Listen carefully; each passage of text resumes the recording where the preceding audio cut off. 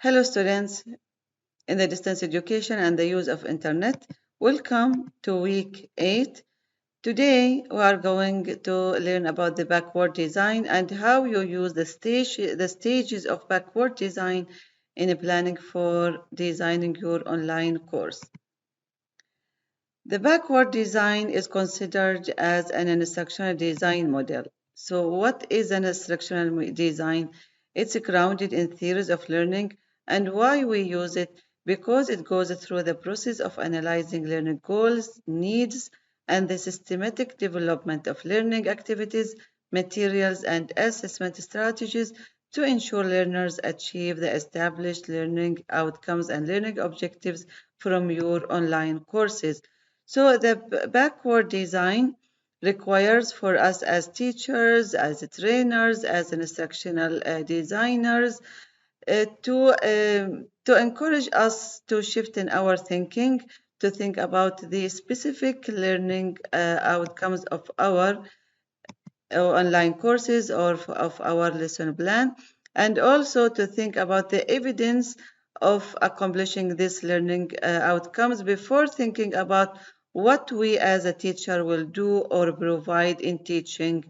And finally, we think about the learning activities.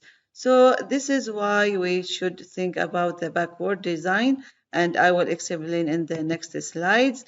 So the backward design is developed by Wiggins and McTighe when they wrote their book, The Understanding by Design.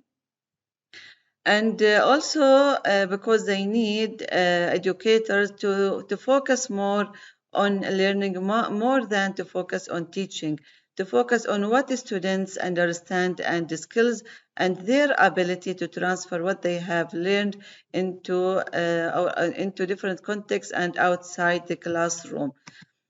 So the researcher think to start with the process of course design with developing the outcomes that moves on to designing assessment and then to focus on teaching and learning activities that will prepare students to meet the outcomes and pass the assessment. So this is in general about the backward design.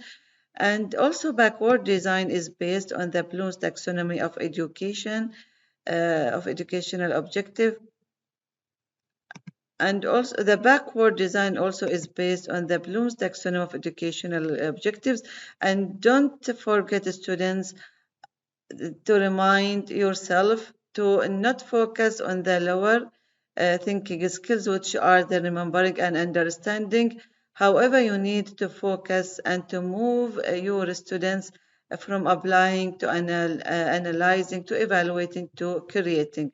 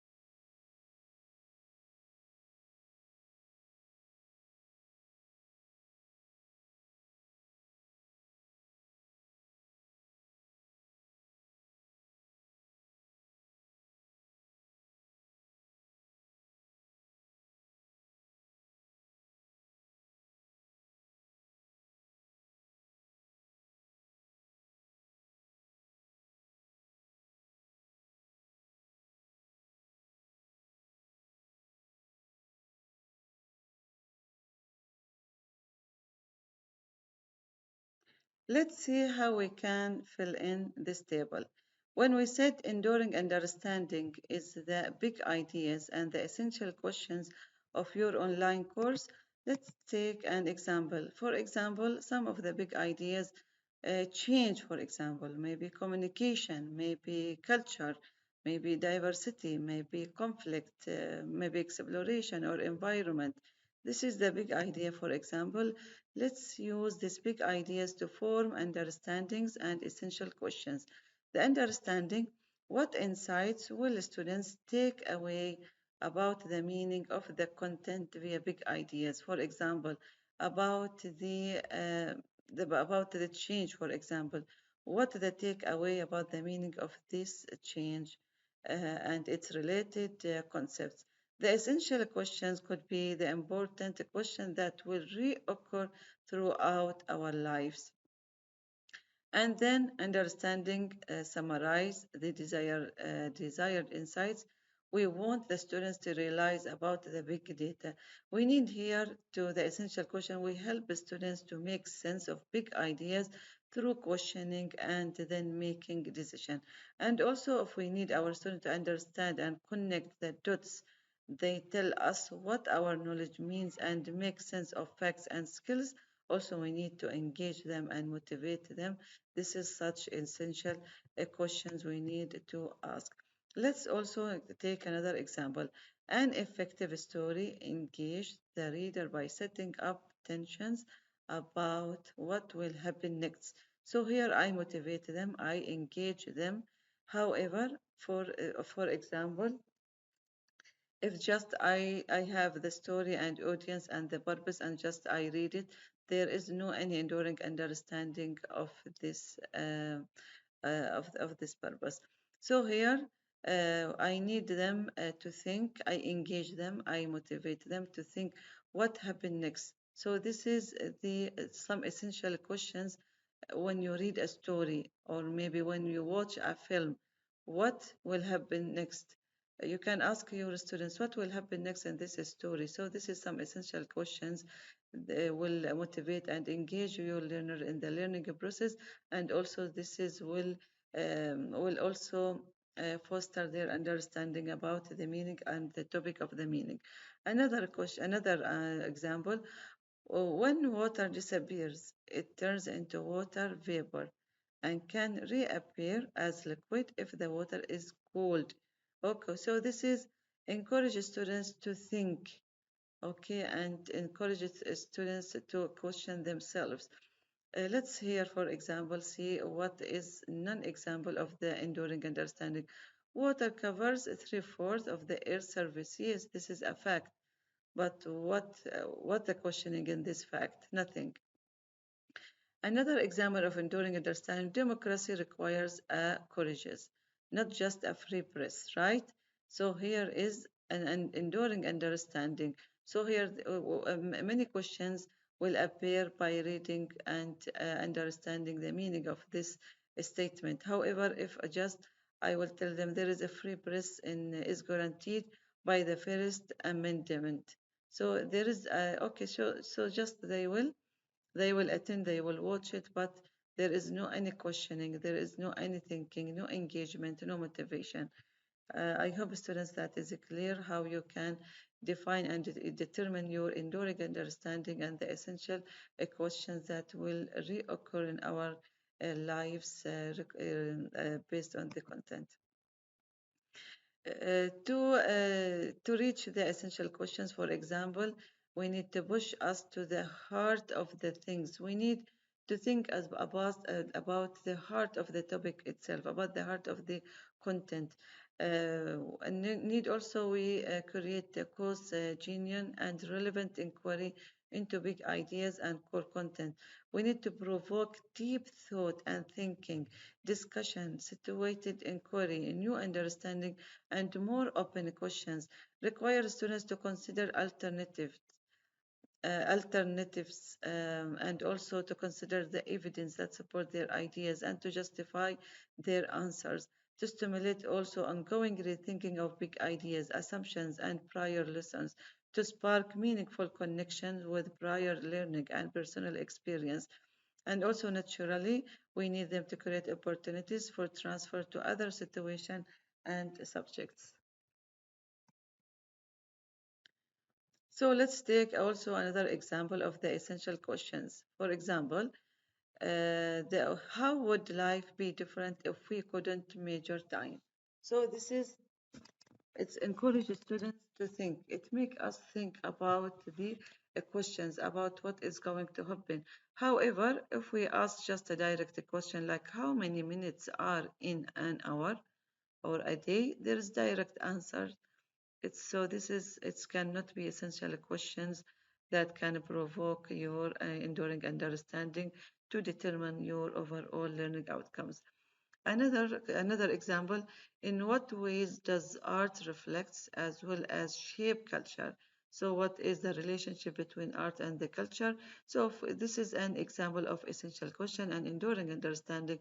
So here is an example of essential question and enduring understanding between what years did the Italian Renaissance occur?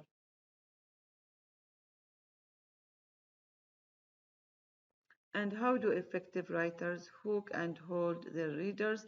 What is the foreshadowing? Can you find an example? So, can you see the differences between the example of essential questions and non essential questions? Now, after we understand how we can define the desired result and overall learning outcomes of your online courses, we will move to stage two to determine the acceptable evidence, which means how will I know that my students know and master the required skills and what I want them also to know. Let's dive into this stage two. Think like an evaluator and assessor in this stage, and you are gathering evidence at several points. So here we are going to use the traditional assessment and performance assessment, of course. And remember, students, we don't like to focus on the traditional assessment because it's just used to evaluate the essential knowledge and the skills needed for just to evaluate your understanding about the topic. However, we focus on the performance assessment. So here let's see what are the type within the enduring assessment. For the enduring understanding and important to know and do, here we are using the performance assessment through portfolio, through assignments, through projects, through discussion, and so on. However, if we need, for example, to use a traditional quizzes, just we need to evaluate the essential knowledge and the skills, the essential knowledge actually with the students, and it will be in the worth being familiar with. So maybe يعني if they want just understanding for a certain period, we will use quizzes and we will use exams. So in order to define the performance assessment, the performance task and the project, and also we need to use rubric. We need rubric in order to make grading criteria known to all students. All students will know how they are going to evaluate it in their performance in the project, in the online discussion, in the portfolio, in the online discussion, in any other performance, and also to reduce the teacher subjectivity because the teacher will use the rubric. There is no bias, and also to maintain focus on content, performance standards, and on students' work. So in order, for example, if you determine that you are going to use portfolio to collect and gather evidence about your students, also create and develop a rubric in order how you are going to perform your students' portfolio. So rubric always described as a progression of a skill from novice to expert.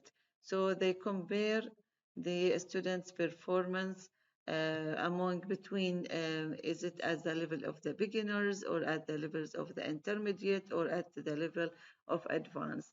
So here the quest is not for a rubric of skill development, but for a rubric that combines insights and performance related to understanding of ideas and meaning. So we are as teacher or instructors, we evaluate your enduring understanding. Did you acquire and master the required skills and knowledge? Can you transfer these skills and knowledge into another context outside the classroom? So here are some examples of the performance task. For example, you are a scientist charged with designing an experiment to determine which brand of detergent best removes stains. For example, here, if I ask you to create a volcano with baking soda and vinegar, it's not a performance task because this is like a direct experiment. There is no problem you need to solve or something, but here there is a problem you need to explore, you need to search, you need to figure out, you need to propose your solution, and you need also to evaluate your solution, which solution has a pros and has cons. And here is another example: plan and budget for a 4-day tour, for example, in Muscat, to help visitors understand the city's impact on history and development on the nation. But if I give you a final exam in history with 15 multiple choice and short answer questions, a question, so this is like traditional assessment, and this is there is no transfer of knowledge after you completed the course. Another example of performance task: design a flower garden for a company with a logo that has side-by-side circular, rectangular, and triangular shapes. So here you need to you have a criteria, you have a standard you need to based on. But here, for example, if I said make a poster collage of 100 items for the 100 day of days, so there is no criteria, no standards. It's like just bring and put it in the poster, and there is no any search, there is no any thinking or encouragement or motivation to do this performance task. So any assessment you design should have a clearly articulated criteria, which is the rubric, be valid and reliable, should be aligned with the purpose of the performance assessment, and also should be aligned with accomplishing the learning activities, and also provide sufficient measure of the desired result. Are you going to give them just a portfolio? Is it enough?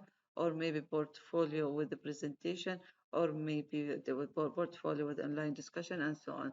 And also encourage students to self-assess their own learner.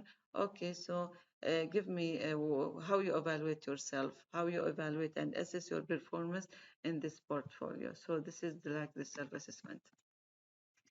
After we understand the stage one, which is to identify the desired result, and the stage two to determine the evidence and assessment and performance assessment, now we'll move to plan the learning experiences.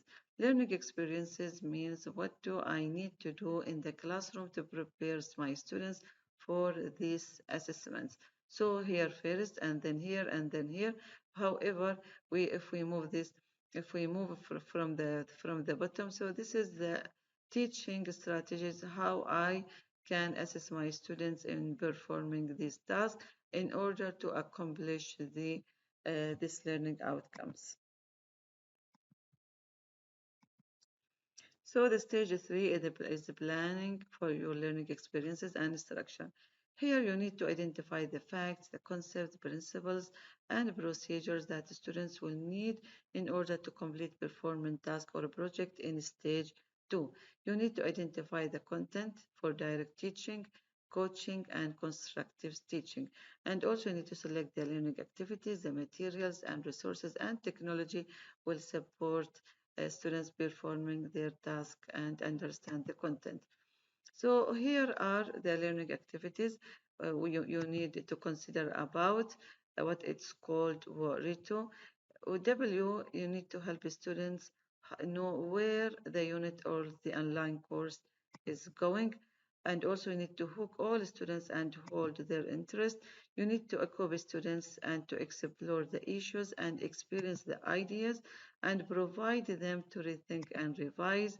and also allow students to exhibit and to present their understanding and evaluate their own work, and also to be tailored to the different needs, interests, and abilities of learners, and also to be organized to maximum initial and sustained engagement as well as effective learning. So when you design your learning activities in order to perform the instructional strategies and to understand the content and to use the technology, you need to consider all these criteria. And again, backward design, we said it starts with defining the overall outcome, which is the desired result, and then we'll move to the assessment or evidence. Is it formal or informal?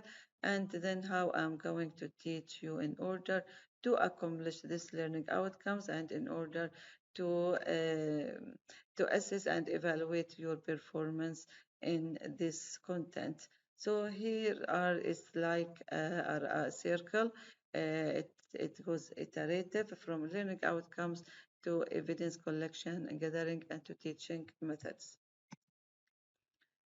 And also remember when you design and plan the design of your course to mix between synchronous and asynchronous lesson, provide examples and resources, and also promote feedback opportunities. And don't forget the Chinese proverbs.